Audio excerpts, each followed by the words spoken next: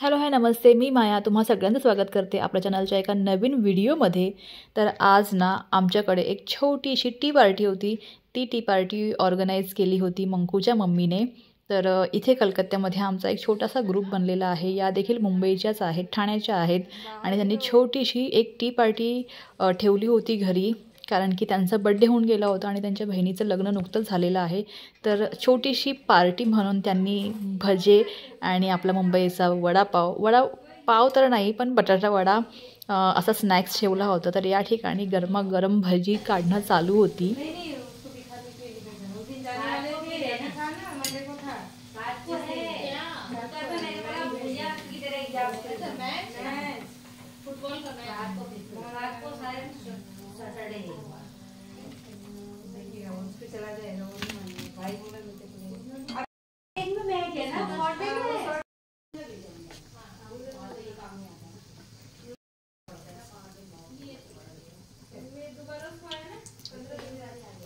लग रहा है ना इसके लिए आराम से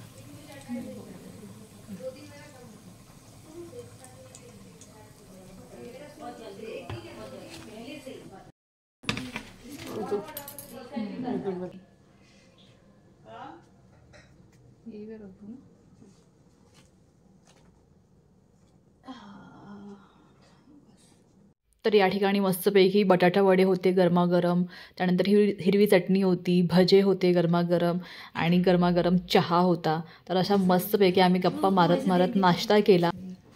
सोएगी ना रोएगी तू नाही ना,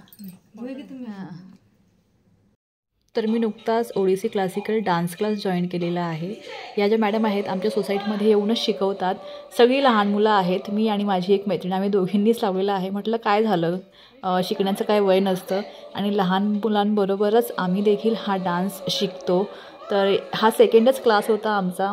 आणि तुम्हाला माहितीच असेल कलकत्त्यामध्ये ना ह्या अदर ज्या ॲक्टिव्हिटीज असतात, म्हणजे डान्स झाला, सिंगिंग झालं, क्लासिकल नृत्य झालं, वेस्टर्न झालं, त्याचबरोबर खूप साऱ्या अशा काही एक्स्ट्रा ॲक्टिव्हिटीज असतात, एक्स्ट्रा करिक्युलर आहेत। कलकत्त्यामध्ये लहान मुलांना खूप जास्त प्रमाणात शिकवतात आणि ॲक्च्युली लहान मुलांसाठीच डान्स क्लास होता, पण मी म्हटलं चला मी पण जॉईन करते। घरी बसल्या बसल्या करायचं काय ना, आणि तेवढीच आपली ॲक्टिव्हिटी पण होऊन जाते, थोडंसं मन देखील रमतं, म्हणून मी देखील हा ओडिसी डान्स क्लास जॉईन केला।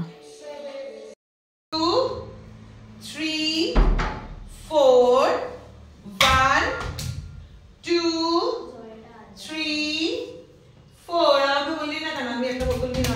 1 2 3 4 1 2 बढ़िया 3 4 1 2 3 4 1 वेरी गुड 2 बहुत अच्छा हुआ।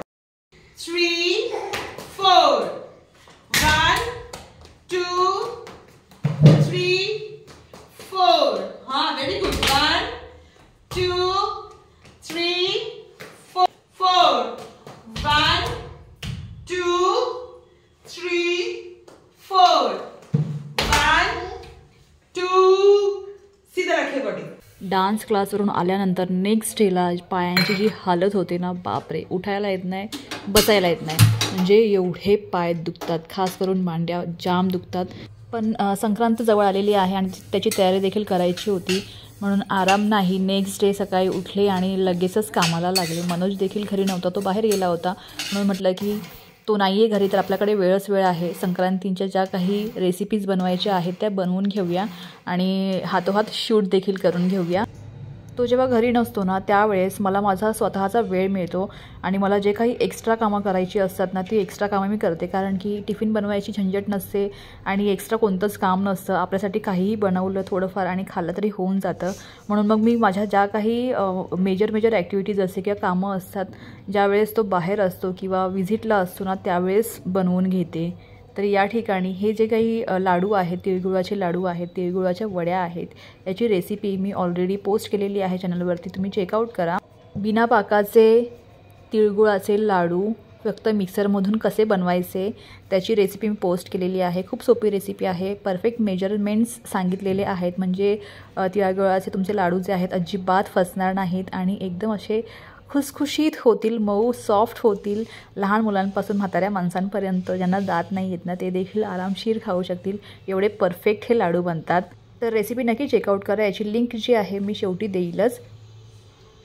आणि नेक्स्ट डे मला तिळगुळाची वडी बनवायची होती, तर म्हटलं चला साडी घालूया आज. आणि प्रथमच पहिल्यांदाच मी साडी घालून कुठेतरी रेसिपी शूट केलेली आहे. आणि खरंच खूप अवघड असतं साडी घालून काहीही शूट करायचं म्हटलं तर, कारण की काम करायचं असतं ना, बसायचं नसतं आपल्याला. आणि लगेचच तिळगुळ आणि शेंगदाण्याची खमंग अशी खुसखुशीत तोंडात विरघळणारी वडी बनवली.